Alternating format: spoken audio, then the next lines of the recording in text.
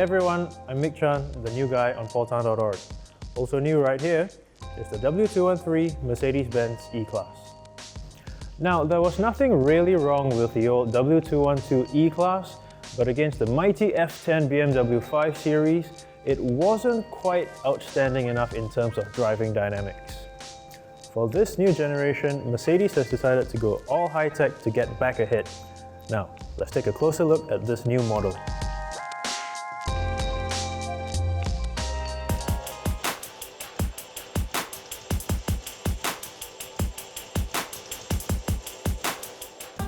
In Malaysia, the new E-Class is here in fully imported CBU form, with prices starting from 386,000 ringgit. For now, you get a choice of 3 petrol engines, the E200, E250 and E300. Each engine variant gets its own trim levels, with unique looks inside and out. On the exterior, there are 3 very distinct looks. The base avant-garde line is meant to look young and fresh, with a big central star grille. The exclusive line is available for those who prefer traditional Mercedes radiator grille, while the top-spec AMG line, as we have here, has an aggressive, sporty face. All 3 looks are available here, so the choice is ultimately yours. Whichever variant you choose though, you get the same 2-litre direct injection turbo engine, which is carried over from the previous model. Each one gets its own state of tune with corresponding output and performance figures. In our market, no diesel or hybrid engines are available, not yet at least.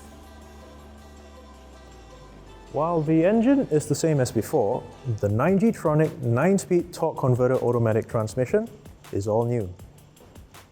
With 2 extra ratios, it's claimed to offer improved efficiency, refinement, and performance over the outgoing 7G units. If you're worried about it having too many gears, it's designed to be able to skip gears if needed, like from 6th straight to 3rd under hard acceleration. And despite having more ratios, the new gearbox is no bigger than the old one, and it's also lighter than before. Win-win in all areas. Now, let's talk about styling. The E-Class has fully caught up with the Mercedes family look, bringing it in line with the C-Class and S-Class models. What makes the E-Class more recognizable are these double-line LED DRLs, a throwback to the previous generation E-Class. Except for the base model, the E-Class gets the high-tech multi-beam LED headlamps here in Malaysia.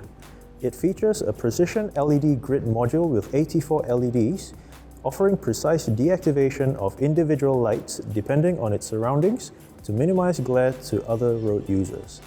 It's said to be the first high-definition lighting system in the industry. For the suspension, the whole range gets the same comfort-oriented agility control setup, which is a non-adjustable passive system. Back to the exterior, the new E-Class gets a variety of wheels depending on engine and trim levels.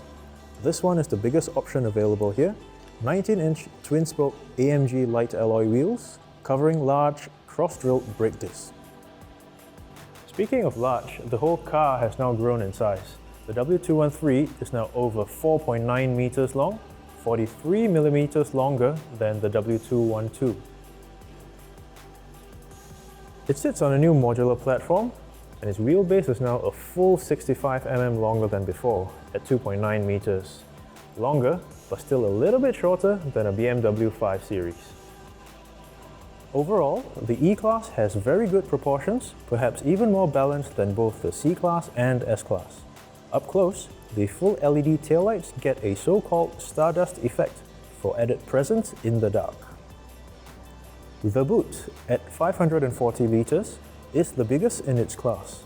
And since this E-Class runs on run-flat tires, there's a generous underfloor storage available. The rear seats also fold down flat to accommodate extra long items.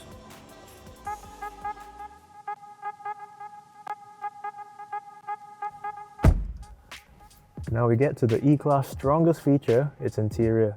Mercedes has really upped the game here with a completely new widescreen command interface and plenty of nice premium touches everywhere.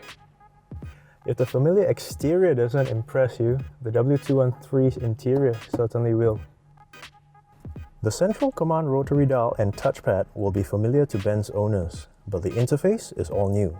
It has been thoroughly revamped, with a more accessible home button offering shortcuts to all the major controls on the high-resolution widescreen. Also new are the thumb touchpads on the steering wheel, which work exactly like the scroll pads of old BlackBerry phones. You just slide your finger in the direction you want to go. The left pad controls the main command screen, so you don't have to take your hand off the steering wheel when you drive, while the right pad controls the instrument cluster.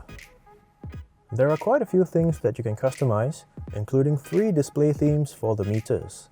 Each theme can then be customized further to show additional information, all set to your own preference. You can also hook up your phone to use either Apple CarPlay or Android Auto, but since the center display is not a touchscreen, it's not quite as intuitive as it can be. Other interesting features include the wireless handphone charger in the center console, the 13-speaker Burmester sound system, heads-up display, the redesigned key, and new engine start button.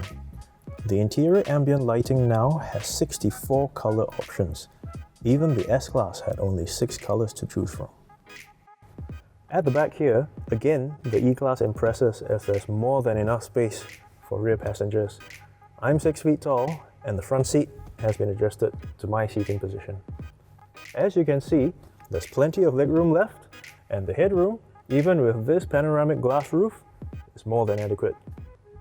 However, the E-Class may not be the best option to carry 3 passengers in the back, as the rear bench is clearly optimized for just 2.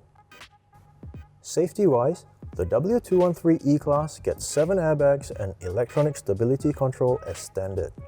On top of that, attention assist, active brake assist, parking pilot, and surround view cameras are available too. Unfortunately though, all the semi-autonomous driving features like remote parking pilot and drive pilot are not fitted to Malaysian cars.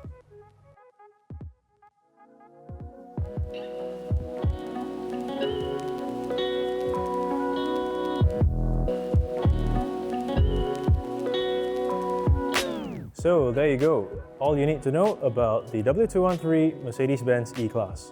For more info, plus comparisons against its rivals, the BMW 5 Series, Audi A6, and the Jaguar XF, check out carbase.my. I'm Mick Chan from paultan.org, signing off. Thanks for watching.